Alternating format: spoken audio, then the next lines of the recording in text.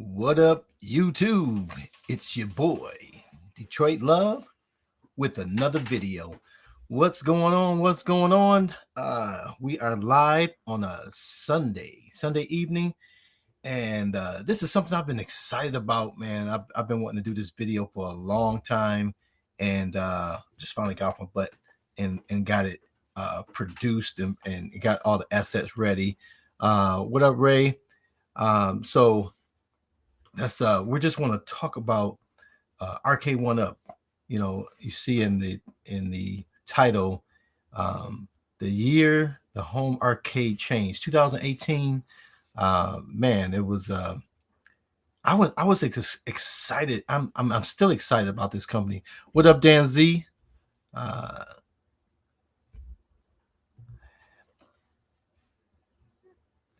So yeah, so I've been super excited about it. I'm glad you guys came by. I appreciate that. You know, guys, I don't do a whole lot of live videos, but this is something I've been wanting to do, and I was going to do a produced video, but I'm like, man, let's go live. I never go live with that much, so I'm learning these tools and getting up my courage. It's like I was so nervous about getting on. I'm usually with the fellas, and I got 4 kids. Boy, I think I was more nervous getting into this than I was having those 4 kids. But I'm excited.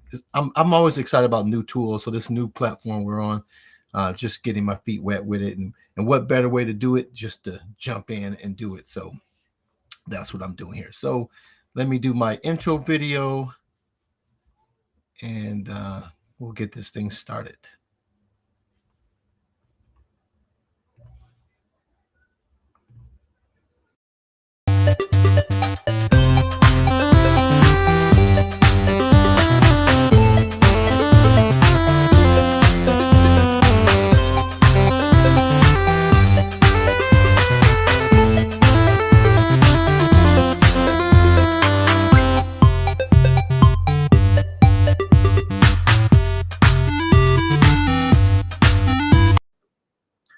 All right. So what are we talking about today? What am I talking about today? I'm talking about 2018 and the entrance of Arcade1up into this home arcade market.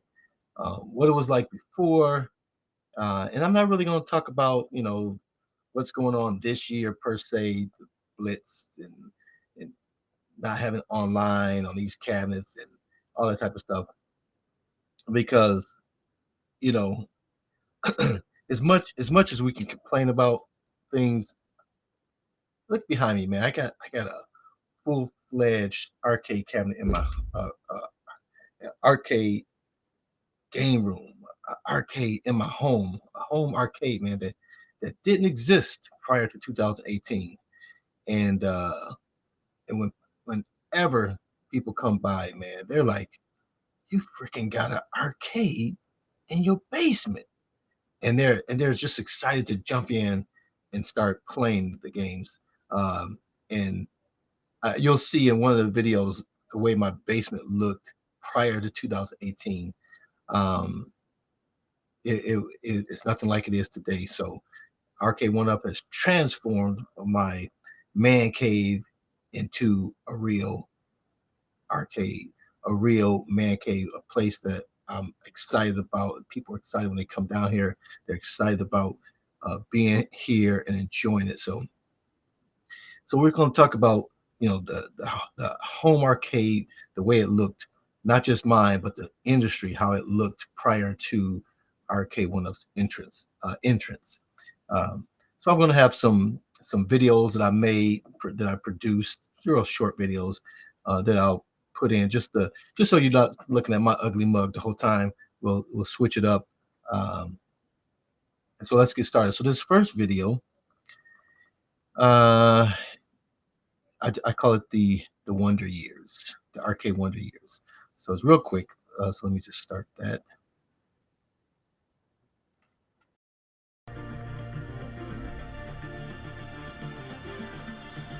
As a child, a teenager, or a young adult, many of us experience the joy of the video arcade. A place where one could visit, and with the drop of a quarter or token, play a variety of exciting video games. Depending on your skill level, that quarter could gain you the top score on your favorite cabinet or make you a virtual king of the hill on your popular fighting cabinet. Sometimes you could simply stand back and watch the locals use their quarters to achieve the same joys. It was a magical place where you could escape the chores of the home, the arduous homework assignments and all the other cares of the world, outside the arcade doors.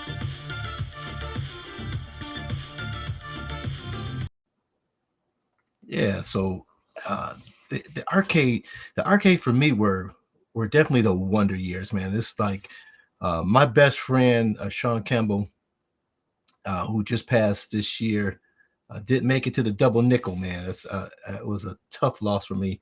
He was my arcade buddy, man. Growing up, what up, Canty?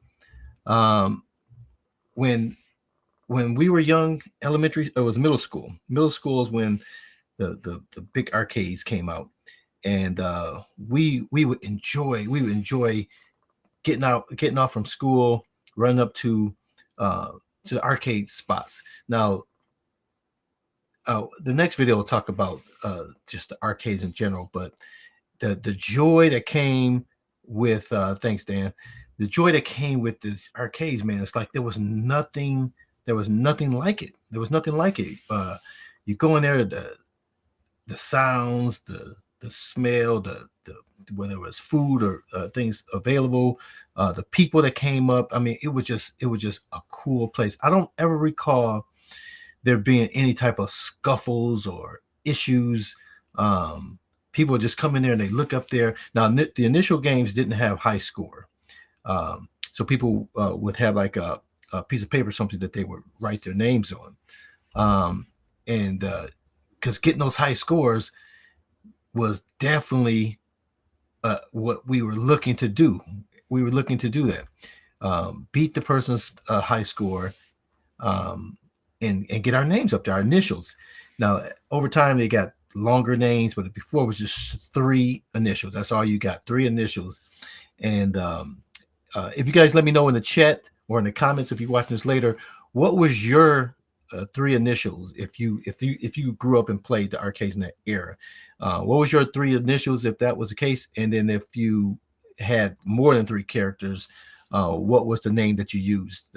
Because this was your mark, man. This is how people knew that that you it was your high score.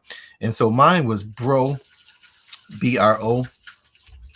My last name is Brooks, so mine was what up 19K Fox.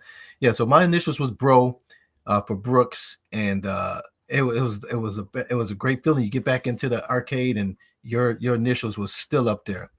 What up, what up, what up? uh so yeah, so this is what my Bro, that was my initials. What was your name here, Ray? My name has always fit in those. Oh, right. So REY. um that's pretty cool. So what was the size of your arcade? So that's the next video here.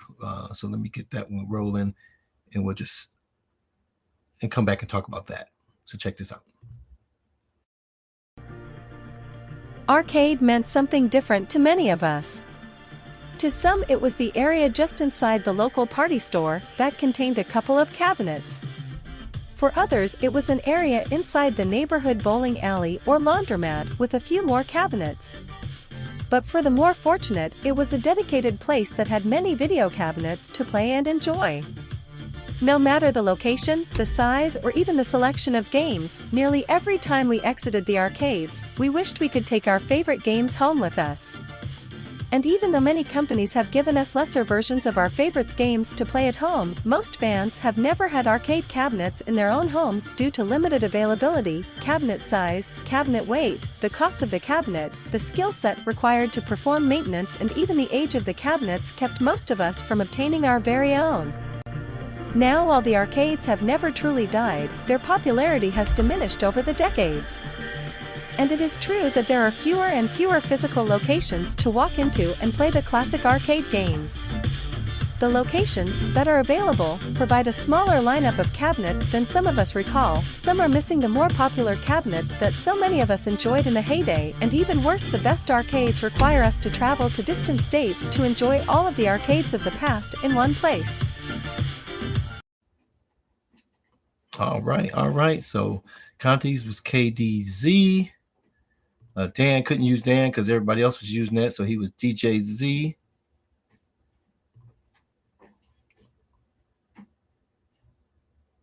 And my buddy Sean, who just passed back in June, his initials was Wax, so I'm gonna put that up there for him. Wax was his initials, so because he would always say, "I'm gonna wax that A," right? And that was his goal, to wax whoever came up against him. And he often did that. He was really good in Defender. I could never get that good with the Defender. Even with the emulation, it's like I played just as bad on emulation as I did on the real cabinet. It's too many buttons, too many options, hyperspace, reverse back and forth, and those guys are trying to pick up your people, and it was just too much for me. It was overwhelming for me. I couldn't do it. And then when Stargate came out, it was even worse. Dan Z says, I need to get Galloping Ghosts. I need to get to Galloping Ghosts. Now, where's that? Is that in Arizona? Where's Galloping Ghosts? Is that Chicago? I've heard that name. I've never been there. What up, Paul? Paul has always come and support me, man. I appreciate you. You always like one of the first people, or sometimes the only person that comments on some of my videos. And Paul, I definitely appreciate you. He says, what up, Carl? Happy Sunday. Happy Sunday. Right back at you, brother. I definitely appreciate you. So the video talked about the arcade. What was the sizes of your arcades? Did you guys have big arcades that you could go to? Obviously, at the start of it, it was smaller for some locations, and then some of them got larger and got more games. So Chicago is where Galloping Ghost is. Yeah, man, I was so upset that I didn't make it to Chicago. It's like we had been down for the pandemic, right? And I hadn't traveled. And then finally, I get a travel gig that I get to go a couple of days to Columbus, Ohio. And my brother lives in Columbus, so I was excited that I would be able to see him. And then they was heading out to Chicago that weekend prior to my trip, because I had to be there from Monday to Wednesday in Columbus. And I was trying to find a way where I can get there and then shoot from Chicago to Columbus. It just wasn't going to work. But man, I missed it. I missed the fellas. I missed some of you guys as well. What up, Hollywood Polo? How was my weekend? Fantastic. I was off all last week. I was going to do some videos because I was off, and I wait till last minute. I procrastinate. So instead of doing it for a whole week, I did it and rushed it for this weekend. Hollywood says, hello to everybody. As always appreciate the good words. Chuck E. Cheese and Pizza Hut was Paul's venues. Then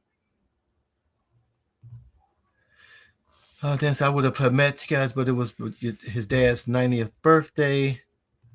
Conti says, our arcade in the mall had about 50 games. It was awesome. I was hoping you were going to be there in Chicago, man. Yeah, so yeah, we're trying to plan a trip next, and we don't have enough time so I can plan. So that's going to be fantastic.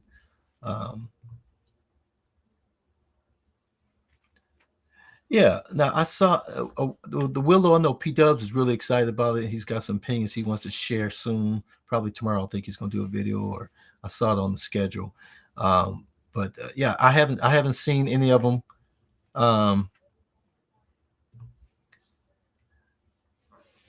So for me, my arcade initially was in my initial neighborhood that me and Sean went to school, elementary, middle school.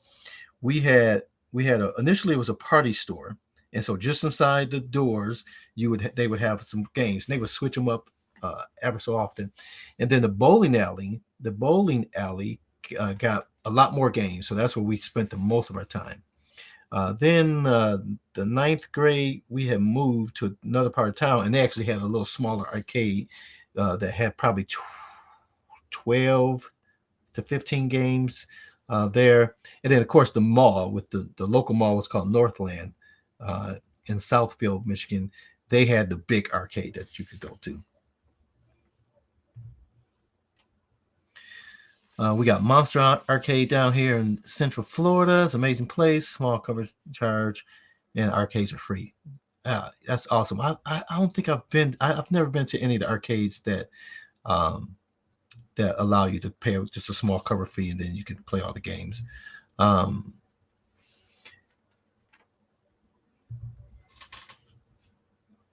Did I? No, my ALP is down, so I hadn't ordered anything for that. I hadn't played in a while.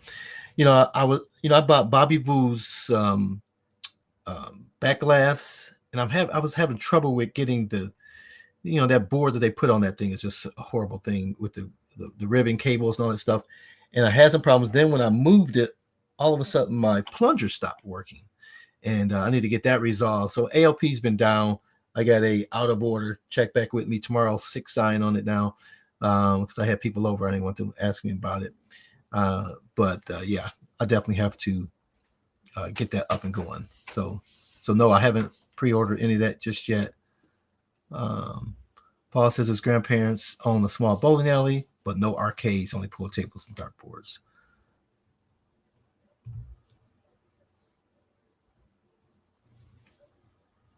Okay. Okay. Oh man, that transforming. I definitely want to see that Hollywood Polo when you get that, because that thing definitely looks pretty awesome. Okay, so we're moving. So these videos we're moving from the heyday, the wonder years of arcades up until 2018. So that's what the progression is. What was happening in the world of the home arcades. So again, the last video said, hey, when we left, we wanted to take those games with us. And back in the day, you had a Atari, ColecoVision. Did you guys have any of those things that where you had these consoles where they would allow you to play Pac-Man or Donkey Kong and those type of things at home? That they were terrible versions, but at least you could play Pac-Man in some fashion at home, because no doubt about it, when we left those arcades, we wanted to take those cabinets with them. If they weren't 300 pounds and all that we probably would have tried. At least somebody in my neighborhood I know would have. What up, Kongs or us?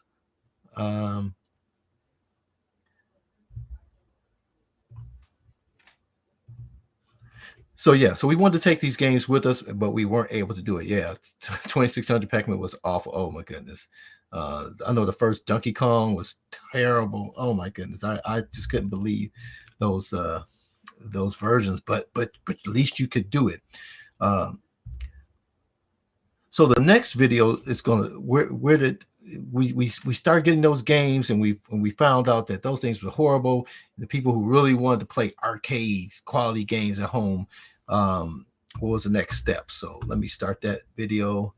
This video is just about I think this is probably the longest video, about a minute, almost 2 minutes. So let me start this one here, video number 3.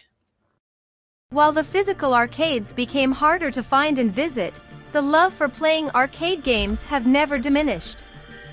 If a location is close enough, many of us will seek them out to put our quarters into play.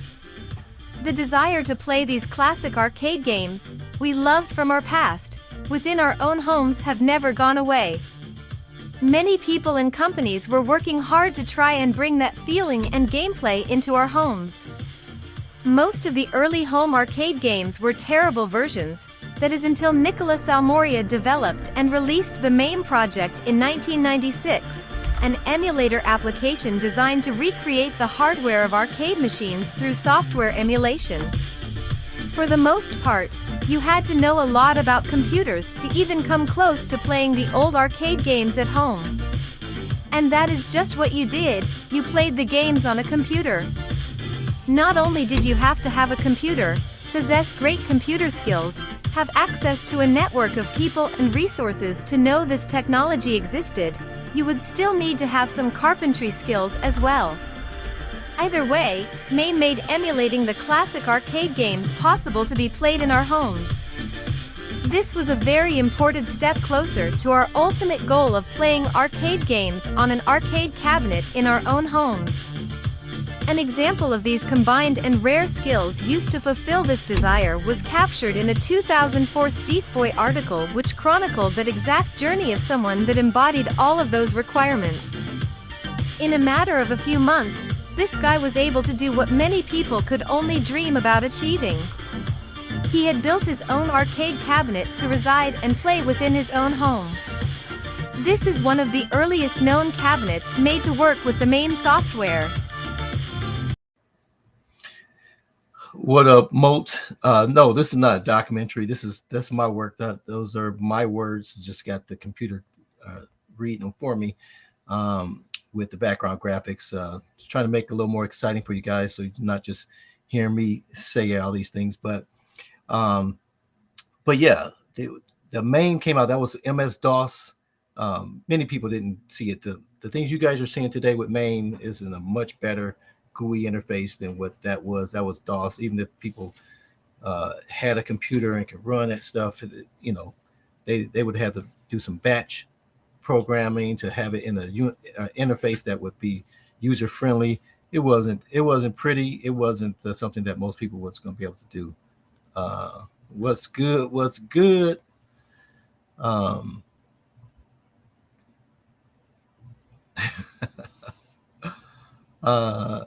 Yeah, so MAME really changed it. That really got us to the point where we could actually have the games appear and act the way it did in the arcades, and we can play that on the computer. But you still had keyboards and mouse, and you're trying to play these games. So it wasn't going to happen for most people, but it got the fire lit again for the ideal that now I can actually play the arcades at home. And so you had that Sleethboy article where that guy built the first cabinet. His cabinet had MAME in it and had these things running. So that really got people fired up to say, okay, look, I'm tired of playing these on these other devices and consoles and things like that. I still want a joystick. And I remember in the early 2006, X Arcade came out with that tank stick. Did anybody have that tank stick? That tank stick with this big giant control panel, almost like but bigger than the At Games Pro. What is that thing called? Help me out in the chat. What is it? Gamer Pro, like a Gamer Pro. That you can just hook up to whatever your machine was, your computer was, and you can play these games, but actually have real joysticks and trackballs and whatever you wanted to put on your tank stick. It was a pretty awesome thing, but I almost pulled the plug on it several times, but I just didn't, because I have the same thing I thought about then. Is where you gonna put this big old thing at, and I want to sit down on my lap, right? Even when I got the Gamer Pro, I got the stand from the Canadian company, so that I can have something to sit this on. And the company started doing that. They started making pedestals, right, that you can put the tank on. It was the X Arcade tank stick, they called it.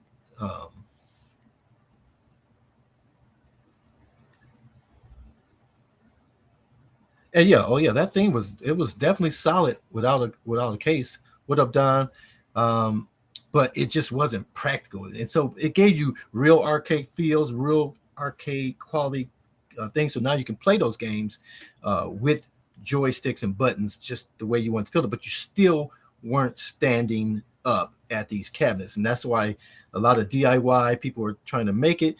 But it's still, for the average person, no one had the carpentry skills to build those things. So these other companies started coming out, and they were making these products available where you can buy a DIY kit and buy it.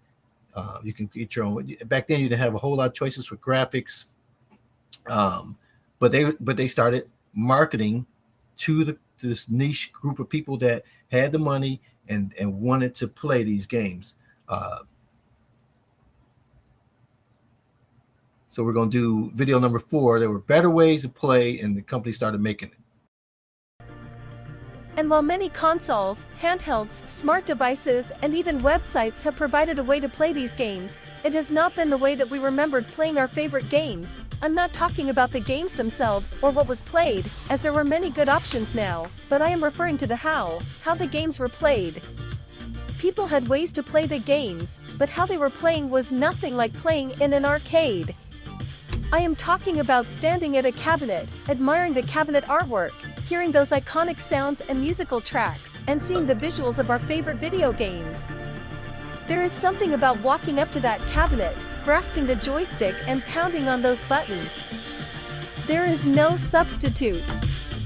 That drive kept companies seeking to recreate that feeling.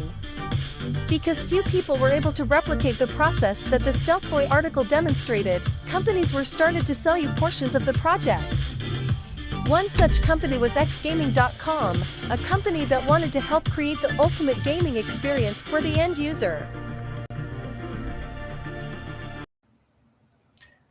Yeah, so a lot of people in the chat had this tank stick. This tank stick, worked perfectly with MAME. It was the closest you had at that point in time of playing this thing with a real authentic arcade feel. And so my Hawk Hertz said he still has some of those 2018 Arcade1up cabinets. It's still in the box. UMP Dubs, you guys buy them and just storm away, huh? Yeah. Now my 2018 buys was obviously Street Fighter for a lot of us, because I wanted to mod mine. I modded it before the end of the year was done with, and I had the Galaga, and I had that modded before 2018 was through. So definitely my ones that stand in the box at all. So the tank stick was absolutely beautiful product that a lot of people bought, a lot of people enjoyed, but they wanted to take it to the next level. And Paul, he sees where I'm going with this, because we're getting closer and closer to getting it. We got the software out the way. MAME was now created. We got somebody that knows how to make some controls that work, and that's great. But now we have to get to the body, right? We have to get to the body. We have to get these cabinets. Don said those Arcade1ups in the box are gonna go bad. They just go sour, huh? So I'm gonna breeze through here. We got a couple more. So them turnkey solutions. That was the next level. You got these controls. So let's take a look at this. While we had many different systems to play classic arcades on, the desire to use arcade-type controls and cabinets remained a high priority regardless of the systems that the games played from. Additional third-party companies would surface to make sure you had more options. You could hook their controls up to whatever computer or gaming system you owned, and you could play your favorite games with a joystick or trackball instead of a console gamepad or keyboard and mouse. Adding these control panels to DIY or purchased cabinets were catching on fast. All of these control panels had the same glaring problems in common: no computer and no games included, very little assistance to obtain the missing components. You would spend hundreds of dollars and still be required to bring your own computer and games and the know-how to make it all work. There was enough interest and purchases over the years to keep these companies in business for over a decade, but it was never a reasonable solution for the masses. Game Room Solutions, Rec Room Masters, and Monster Arcades, to name just a few, began to offer turnkey cabinet solutions that you could buy to recreate that arcade experience in your home with your gaming systems. These were mostly generic or bland cabinet, appealing to those users that wanted to play all of the games on a single cabinet known as a multicade. There, so it progressed on, and you had these companies that made these cabinets. First, they started off with just bland shells, no computer, no nothing. You just got the parts, and then you had to put it together and bring your own system, whether you put a Xbox in there or whether you put a computer in there or whatever, a Linux box, whatever it was, you had to bring it. And then they started saying, okay, well, that's too much for most people, so let's get them a turnkey solution. So they started doing these turnkey solutions. And the videos went kind of fast, but you can see those prices. You guys are crying about these prices of Arcade1up and these things. Those prices were outrageous for these cabinets. And most of them were like desktop or countercades or whatever, you know what I mean, you want to call them.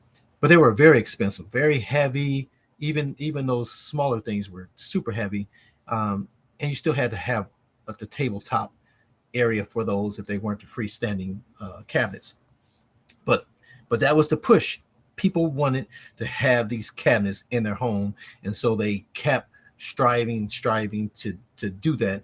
And the market was there. These companies last, and some of them, most of them, I don't know if all three of them are still in business. Rec Room Masters, Monster Arcades. I think most of these guys are still in business today. And Arcade1up hasn't changed. I'm sure it affected them in a way, but they're still in business selling those things for the people that it appeals to. You have people that will buy the real cabinets. You have people that they want these big, massive things with 32-inch or 40-inch screens because that's what they want. Arcade1up still hasn't given them, is still not taking that market away because that's not what they sell, right? So the market still exists for these companies to be around and be successful.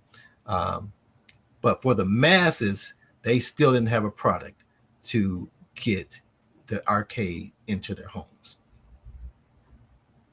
Get caught up on the chat.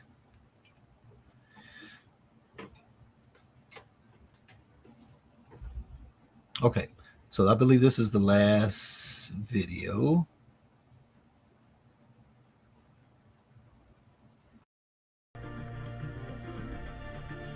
You really had a couple of choices: spend hundreds or thousands of dollars to have a multicade cabinet which allowed you to play many different games, or spend hundreds or thousands of dollars to have an old, possibly damaged and smelly, original arcade cabinet to play a single game. Over these decades, if you wanted anything that resembled an arcade cabinet, you would either have to build it yourself, pay a huge price for a prefab wood cabinet and build from there, or buy a ready-made multicade cabinet. These options were still only known to the savviest of arcade enthusiasts. For most, the dream would not yet be realized. People were being distracted from their dream of having an arcade cabinet in their home due to the advanced home consoles like PlayStation and Xbox, distracted by high-powered gaming PCs, and for some even by smartphones, tablets and handheld gaming devices that offered awesome, lifelike games and gameplay that were warp years beyond those classic games of yesteryear. Most, if not all of these highly advanced systems, still offered a way to play many of the classic arcade games from the past. While better than nothing, it still did not scratch that home arcade itch. The thirst for the home arcade cabinet for the masses continued. What up, What up, Devil Waldo? Yeah, it still just wasn't going to be a mass appeal. You think about these cabinets were huge. You're talking about 32, 40-inch things. These are basically furniture pieces, right? I was watching Console Kit's stream earlier, and he was talking about people mentioning about it being wife friendly. I mean, that's the reality. If you're married, yeah, Arcade1ups are definitely wife friendly. I got a buddy, Damon Cook. He has full size cabinets literally in his dining room. He don't have a dining room table in there. He's got a virtual fighter. I think 2 virtual fighters, and then got another one of the bedrooms is full of cabinets, and then his basement's full of cabinets. When you commit to those big machines, they're going to take up a lot of space, and if they're not wife friendly, most of the guys aren't going to have them, where they're going to be stuck out in the garage, and that's usually where they usually get the real arcades over the years have gotten bad because they're dealing with all these environments out there sitting in the garage. Excuse me. All right. So, what up? What up, Endangered Dog? Functional furniture, absolutely. I was talking to somebody who was like, I got to get rid of this couch because I need more room for my cabinets. So that's where we were prior to Arcade1up's entrance into this market. Big, clunky, expensive cabinets that wasn't going to appeal to the masses because, like I said, you have this, you commit to this cabinet in your house, in your dining room, family room, wherever it was at. If it didn't look very nice, it definitely wasn't going to be wife friendly, right? So that, and even the pictures we saw with those little like countertop type units, those weren't licensed graphics. People just took graphics online and they did what they wanted to do, right? But for most people, they didn't do that because they didn't have a license to put, Donkey Kong on the outside and things like that and sell them. It's one thing if you buy the skins yourself and put it on, but for a company to be selling it and it's not licensed, companies obviously frown upon those type of things.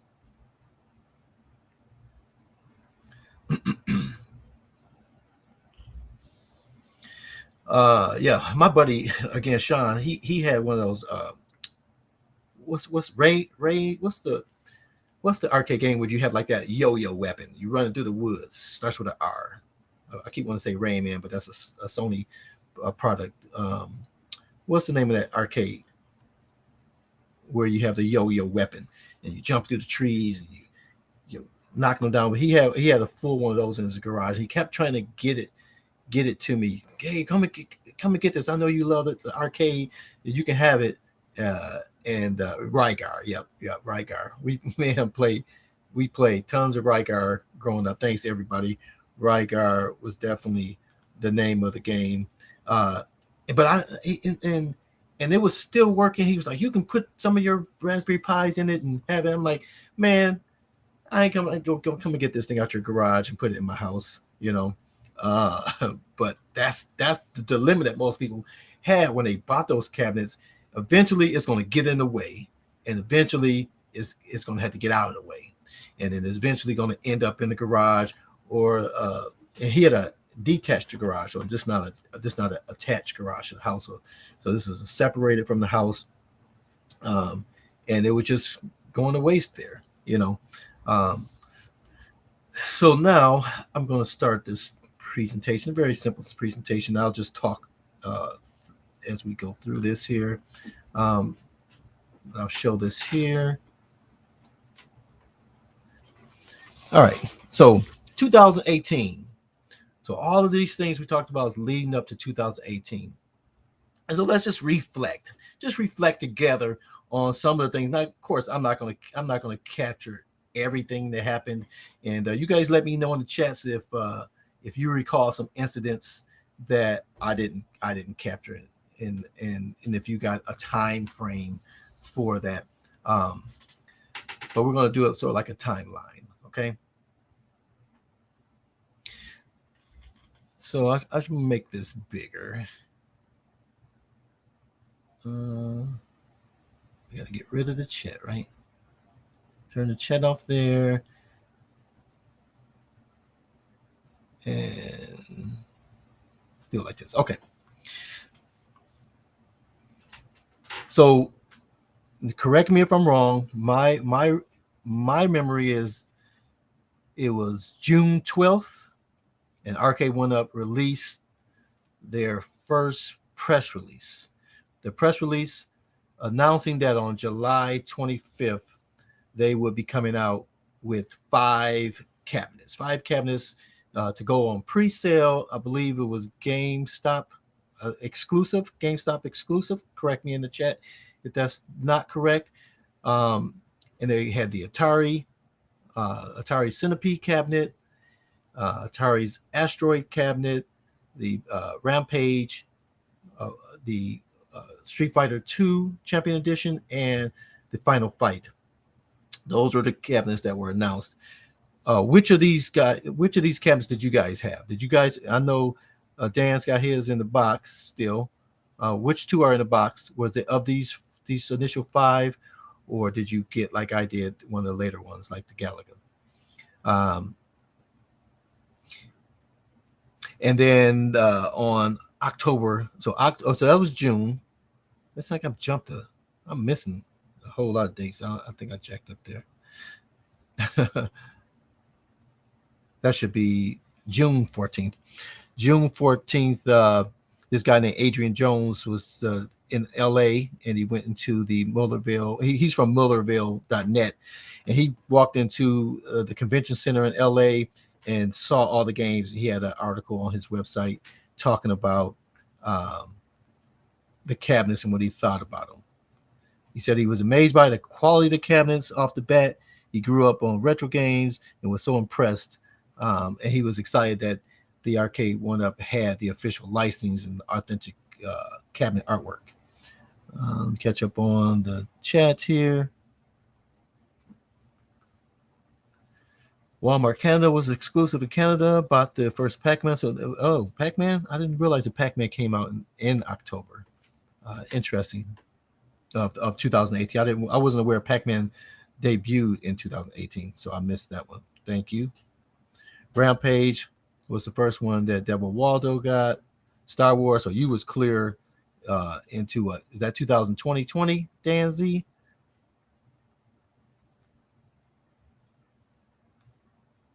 So Paul saying he didn't get his 2019. Ray had Street Fighter, Rampage, Final Fight. I never really did the Final Fight. That's not a game that was in my history. All right, so we're still in June. I don't know. I said October, but that's June. So then I got June 19th. Galvin Sheham of Bleeding Cool was at the E3. And they ran into the arcade. Arcade1up had cabinets there, so they got to see those and play them and put an article on their website. And on June 22nd, Arcade1up released their first official YouTube video where they had the Street Fighter. Now, up until this time, most people who had seen the cabinets had only seen the cabinets without the riser, because these initial cabinets came without a riser, and so no one had seen it, but they told them that, hey, you can get these risers. And so this June 22nd, 2018 video from Arcade1up showed the Street Fighter on this riser.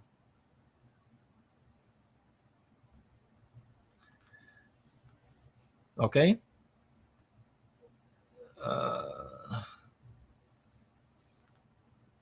These comments getting in the way of my button there. Okay. So June 23, Comic-Cons, Gary said that he had gotten to play these cabinets, and they talked about the riser, because by this time everybody was complaining, like, who wants this tiny little cabinet, right? We finally get a cabinet in the house, but it's so tiny. And the thinking was that Arcade1up at the time didn't have the proper licensing to have what was considered a full size or over a certain height, because they have licensings in the gaming world, where you can have it on a handheld, or you can have a miniature one, or you can have a coin op. You had to have the proper licensing to do that. And the way for them to get around that was to make it smaller, but then give you that optional riser. And the risers definitely was hard to find in 2018. But people were complaining, so they started promoting that. Look, we have these risers, so that you can make this thing taller and make it a foot taller. First one was Final Fight, and then Arcade1up, and then Space Invaders. I never got any of those $75. Nothing under, I think $250 was probably the lowest cabinet that I ever saw back in that heyday. What up, Goofy Foot? About asteroids, Pac-Man, Galaga, November 18th.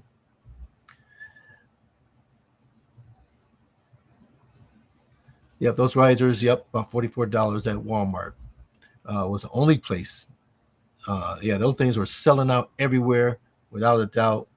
Yeah, I've never seen those things marked down. You would think if they're not selling, they're taking a lot of space, they would go down. But here in Michigan, we never got any of those deals. Not much at all. Not in the Metro Detroit area. I don't know if in different parts of Michigan. But the most significant thing to me is that Wolfenhaus knew that this now that we have these in the home, someone would be wanting to hack this thing and get more games on it. So he came up with this RetroPie image, 32 gig, because the arcade games aren't very big. 32 gig was well enough to put just about every old classic arcade game on it. And so he came up with this thing, and this thing was, I used this on any mod that I did, but this was July 18th. Hadn't even released these cabinets to the public yet, and he was on top of it to make sure that this thing was up on Arcade Punks and will be available once people start in this again, because people have been starving for this, wanting this thing for so many years, and they finally saw a light at the end of the tunnel with the release of this, with the introduction of this from Arcade1up in 2018. This was very crucial to the coming years for sure. And Wolfenhaus was on top of that, and I love this image.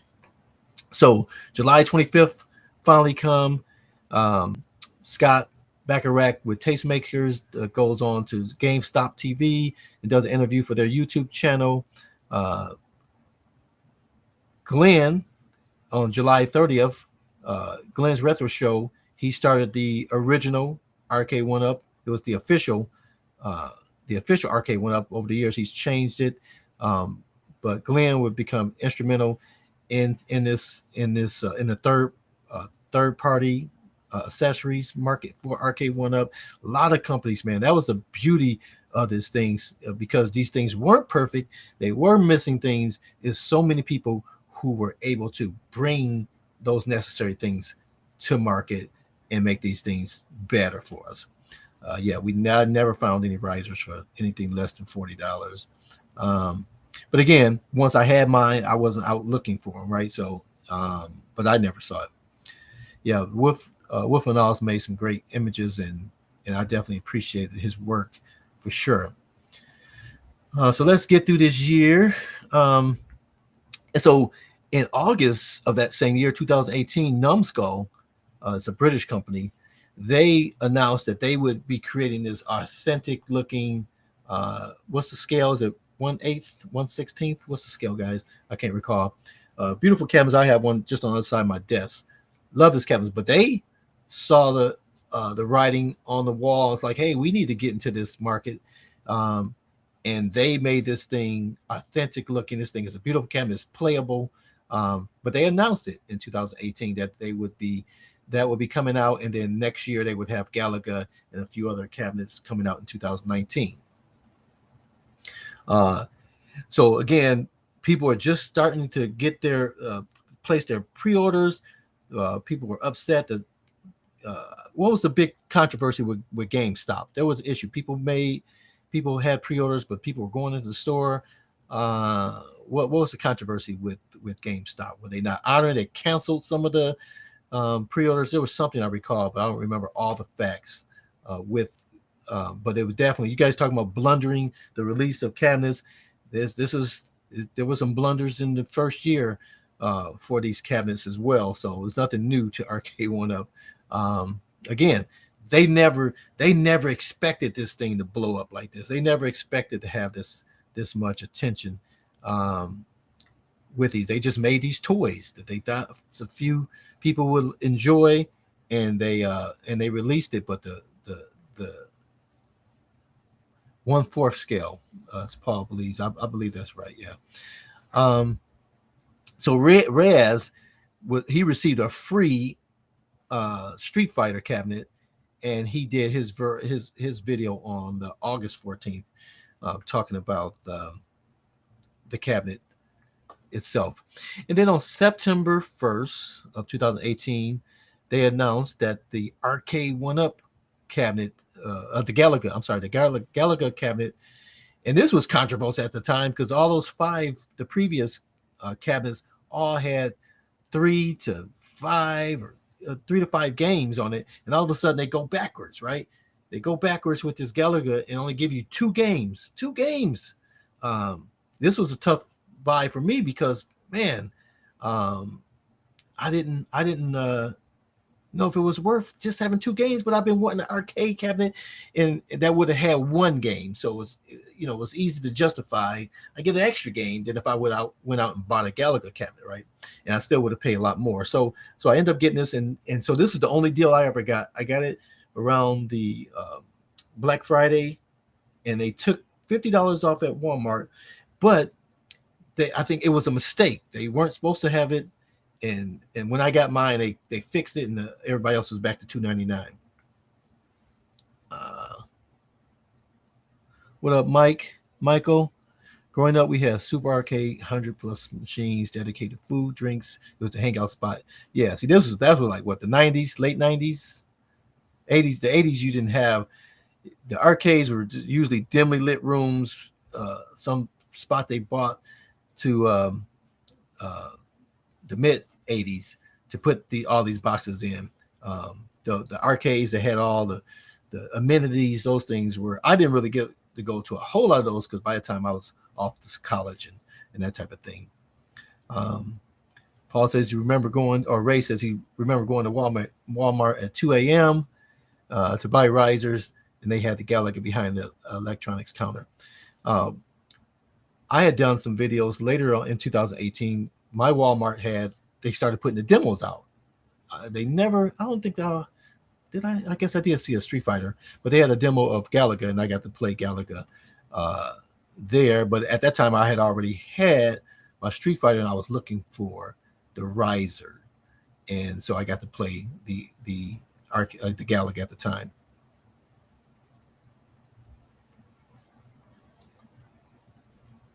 Excuse me. Yeah, never had those markdowns.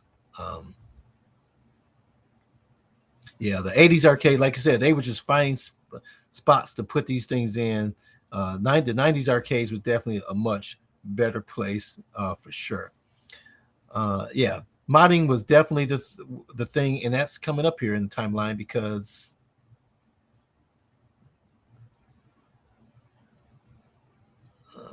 did I go too far? Okay. So when the cabinets I don't have the right graphic here, but when Walmart received, so first it was GameStop. They had the first pre-orders, and then September 25th, Walmart had their pre-orders, and they were told they were receiving these machines, but they was told not to sell them until September 25th. But on September 23rd, Max Garza, he was lucky. He was able to persuade the store manager in Country Club Hills in Illinois to sell them that prior to the 25th. So he got hold of his and was able to put a video up on it. Everybody else is waiting for September 25th for those Walmart orders to go. But then that was definitely a controversy because people had ordered their they pre-ordered their Walmart units, and then on the 25th, people were able to just walk right into the store and buy it, and they still haven't received their pre-orders yet. So they were pretty upset about that. Some people were told in October your pre-order device wouldn't ship until October, which obviously people was wanting to be the first ones to get these things. So they was pretty upset about that. A lot of people canceled them and just walked in the store and got them, or went in the store, got them first, and then canceled those pre-orders. All right. So this was where the big turn came with the ETA Prime. He got the Arcade1up Street Fighter 2 September 26th. He just talked about the internals, that it had a all winter A13 chipset, single core chipset inside. He was speculating on whether you could add games to it. Did it have enough memory, hard drive space, that type of thing on the 26th. A couple of days later, he did an actual full review of that, saying, is it worth $300 for that cabinet? This is the end of September. And then Cool Toy had done a video where they started seeing the wear and tear, whether they were at these convention centers where they were promoting these things, or whether it was the demos in the stores. They started seeing his wear and tear. He had a video up, but it's been since made private, so I wasn't able to get the exact date. But I know Douglas, Retro Days 80s and 90s, he did a video mentioning Cool Toys on the 28th, so it had to be around that same time. And he had a call, Retro Days had a call with the support at Arcade1up, and they confirmed that they would be coming out with this protector, as well as a new skin to overlay to put down, so that you could remedy that situation there. Mike Hawk Hertz says Walmart always screws over pre-orders if it's a product that they're already carrying in stores. Happens every time. So Walmart definitely screwed that up. And so so this is John D's when John D came onto the scene and started being very vocal in the Facebook pages. And he talked about way more in the post, but I just made it a shorter version. But he talked about tastemakers coming in, been trying to get in a meeting with them to show off their product, and they kept rejecting them. And finally, they told him, yes, we'll meet with you, and they shipped this crate to them. And he was like, really? This crate? And so he looked at it. They thought it was fantastic. They talked about the pricing. He thought they would say $500, but they said it would be $300. And he was like, no freaking way. And he was like, is it possible? Would they be able to pull off that price set of $300? Which obviously they did. Now, again, initially they said $399. $399 is what they were trying to sell them for, but the Walmarts and those guys is the ones who really sold them for $299 or $300. But this was when John D came on the scene around September of 2018. Catch up on the chat. Let me put the chat back up there for a second. Overlay on. Oh, I guess it won't do it until you start talking. So I'll just put Gen 1s are great for modding. We talked about that.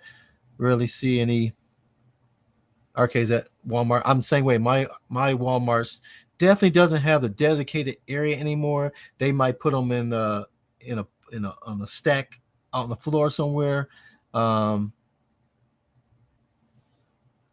This was the birth of the deck protector, right? So the deck protectors didn't actually come out until 2019, but they were being made aware of the issue in 2018, and they definitely made it so that you can get them free. And I think the free period, I want to say March of 2019, is like you had to order it before then, otherwise you were going to be stuck with that ruined thing. Now with my Street Fighter, I definitely had some wear and tear. I definitely got the overlay and put that on.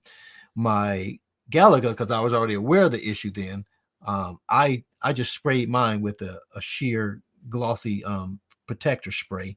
And so to this day, even though I ordered the overlay for Galaga, I did not use it because I prefer it with the wood. And so my Galaga has been holding up perfect after spraying that one time back in 2018. So that's something to consider if you don't. I don't like that plastic, to be honest with you. I'd rather have the wood under my hands. All right, so hide this comment, and I think we're almost done here. We're on 12 of 20 slides. So let me get rid of this chat. So now October 1st, ETA Prime shows off that he had modded his Street Fighter 2 and put thousands of games on it. He called it a mod, and thus Arcade1up mods were born. Okay, so he just showed it off on October 1st. And then on October 2nd, Free Play Arcade, they were really slamming Arcade1up. Everybody was a fan. They're a place where they have real arcades and people come. And I believe they pay a one price and then you get to play all the games.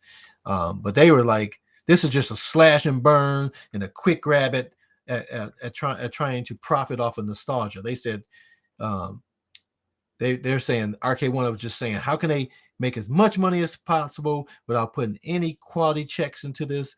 They don't care about the quality of the project. They just want to make a lot of money and run. And that may have been their initial thought. Because again, I don't think they thought that they would be this popular, that this would be a whole arm of products that they'll be selling for 5 years, right? And these guys were really hating on it. And that was October 2nd of 2018.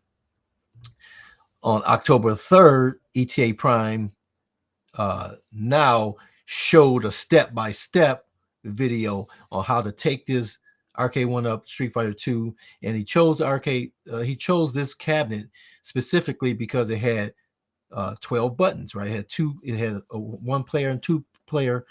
It had two players set up with 6 buttons in a decent in a row, so as you can play just about any of the games that you put on there, because some games use 1 button, some games didn't use any buttons, some use 6 buttons, some like games like Mortal Kombat use 5 buttons. So this gave you the best cabinet that of the available cabinets that Arcade1up had that you can mod. And so he showed you step by step.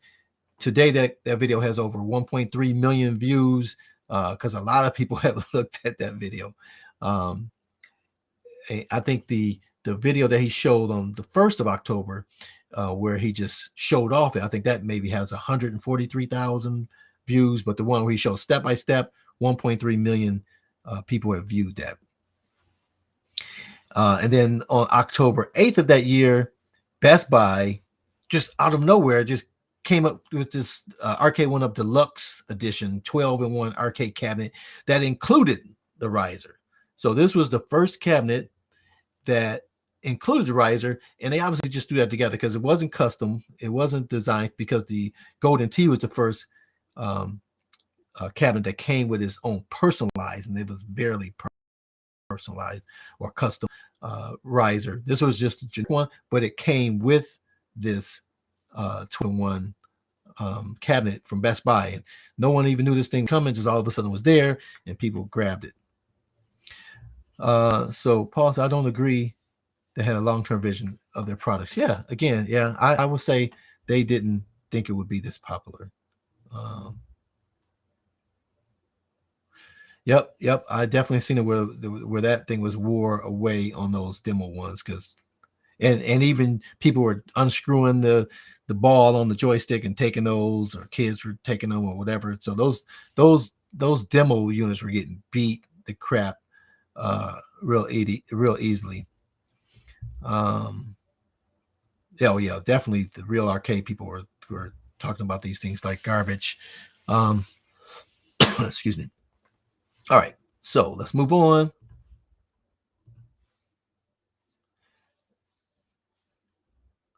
And so that's it. So that's it for the 2018. So I have these notable activities. I have received my things, and I started modding mine. There was quite a few people that was coming out with with starting to receive their cabinets. The community started receiving their cabinets. All the Facebook groups were blowing up with people that were receiving their cabinets and doing their reviews. Of the core group of guys that are doing videos today, the only person I can see besides myself that have made videos in 2018 that are doing video content today is Console Kits. Console Kits, December 10th, he did his video, honest review, Pac-Man, Street Fighter 2, Atari 12-in-1. So he was able to get one of those 12-in-1 cabinets, and he was asking, are they worth it? Are they worth it or junk? And so he probably was the first one. I had 2 by that time. He had 3. So of all the videos I could find, he was the only one I could see that had more than that. Wasn't someone that received them for free. Someone that had bought the cabinets. He had started his man cave. So I talked about how my cabinet looked, how my room looked, my man cave looked. I'm gonna share this here. So let me stop. No. All right, so let me just turn this off for a second. All right, so if I turn this one on, and I'm gonna set this volume down. So this is how my man cave looked at the time. So to the right of this arcade, I have my TV, and you see I have a Xbox Series S. On one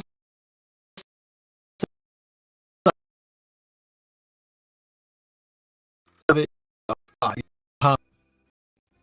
I'm not sure why we're having issues, and on the other side, it was the same. So I had these. I'm going to pause this because it seems to be an issue with the. Are you guys still there? Let me know in the chats. Oh yeah, so yeah, definitely look much different today, thanks to Arcade1up. But I did want to talk about this iCade, the iCade, because this iCade is pretty hilarious the way this got started. Has any of you guys iCade? This was a April Fool's joke in 2010. In 2010, I think it was ThinkGeek. ThinkGeek did this article because back in the day, these tech sites would always do these jokes on April Fool's Day, and they would say this product exists, and then they go, "Ha, it's April Fool's." But they had done such a great job with this idea that you had this little small arcade cabinet that had authentic controls on it, and you can just hook your iPad up to it, so you didn't have to worry about having a computer. And in the article, they said it would have a charging port, and you can plug into the wall, so you wouldn't have to worry about your iPad, draining, and it would just work with it. The idea took off. All these other sites didn't realize it was a joke, and they were promoting, "Hey, we have this arcade cabinet that's coming out called the iCade, and you work with your iPad." And so ThinkGeek was contacted by Ion Audio. You guys probably heard of Ion Audio. They make a lot of those like jukebox type PA type systems, Bluetooth speakers. You see them at Sam's Club and Costco's, those type of things. So Ion contacted them and said, "Hey, I think we should make this product." I'm try playing the video again, see if it don't check it up. But you see here in the video, I have my iPad, and this is the Bluetooth. So the real product, once Ion Audio made the cabinet, they switched from their ideal of having it where the iPad would plug into it. The iPad just simply sits up there. You can turn it horizontal or landscape, vertical or horizontal, and because they knew people would want to play games like Street Fighter here, or they want to play like Pac-Man. So if you had a port that you had to plug in, that would make them more difficult. So they switched to Bluetooth, which worked perfectly. And as you can see here, I'm playing Street Fighter, and there's no lag. The controls works well. This thing was pretty doggone awesome. So it started off as a joke, and then it became a real reality because people wanted this product. So let me just turn that off. Okay. So I'm going to wrap this thing up. We're at an hour, so we're almost done. I think it's one more slide, maybe two. So I said that the toy became king. It says, how and why is Arcade1up the king? They don't have the longest longevity in the market. Obviously, other arcade cabinet makers and designers and accessory makers have been in the market much longer. They don't have the best build quality on the market. They aren't as authentic to the original arcade cabinets. This is all 2018. They had harsh critics from the beginning to present day. A king isn't voted into power, and there was no vote. No one voted them king. Why? How can they be king, right? The king of the arcades, Richie Knuckles. I can find nothing online that even shows that he even knows Arcade1up exists. So he didn't anoint them as king, right? He didn't inherit the throne because there was no prior king of the home arcades. So how are they king? How did this toy company appear out of nowhere in 2018, become the king of the home arcades? Invasion by numbers. They walked into the scene, saw there was no kingdom. Nobody was making this thing affordable to get into people's homes, and they just saw the opportunity. They took hold of it and took and benefited from it. I mean, look at this behind me. I got what, 10, 12 arcade cabinets that none of them existed. None of it existed prior to them coming on the scene. Something that's wife friendly, something that's small enough that you can move it around if you need it. If the wife complains that it's in the family room, you can move it by yourself up into the loft. I mean, they just gave us a product that everybody could enjoy. $75 asteroids. Nice. I was actually trying to get that 12-in-1 and could not find that thing anywhere.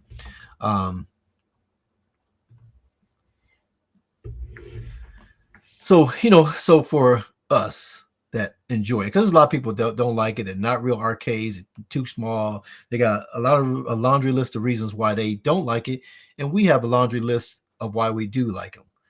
So for those of us that do love, enjoy, and accept Arcade1up and their products, are glad that they showed up in 2018 and continue to thrive and evolve each year. The example to me that they have evolved to become the king of it, because they've been listening. They don't always do it on our timeline, and before we buy a cabinet, they don't have the belt.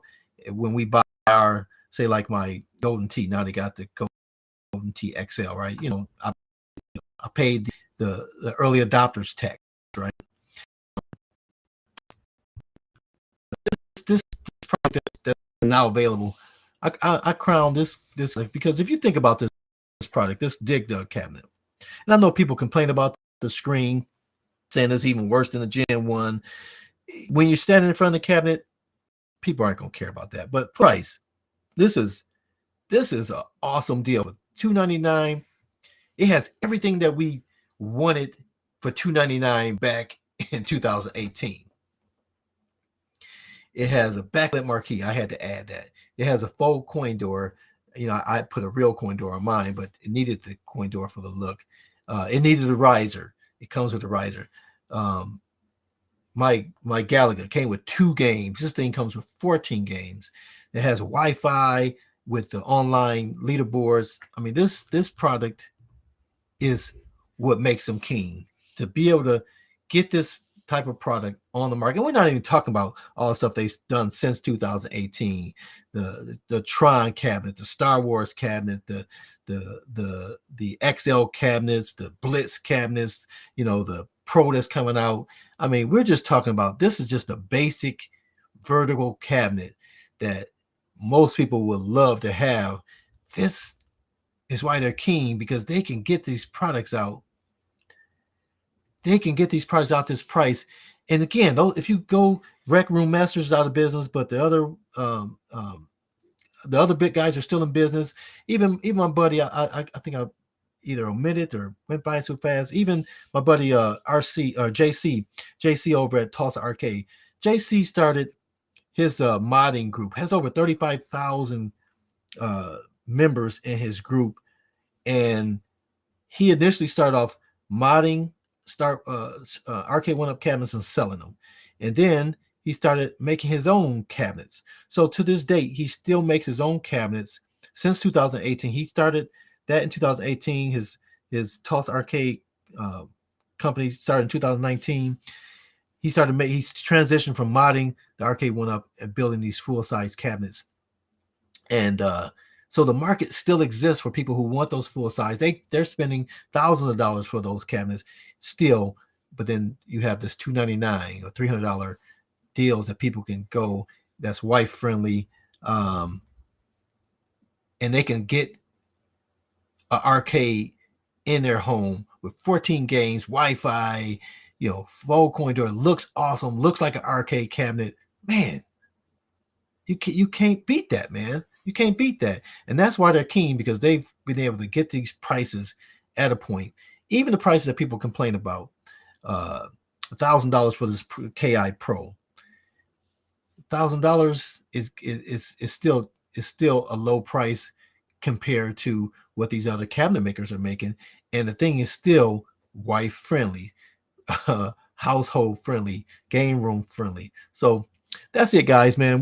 We're at over an hour here, 17 minutes. I appreciate you guys coming and supporting me. I don't do a lot of lives. What do you guys think about this live? Whether you're doing it live now, let me know in the chats. If you reviewing this video after the fact, in the chats, how did I do?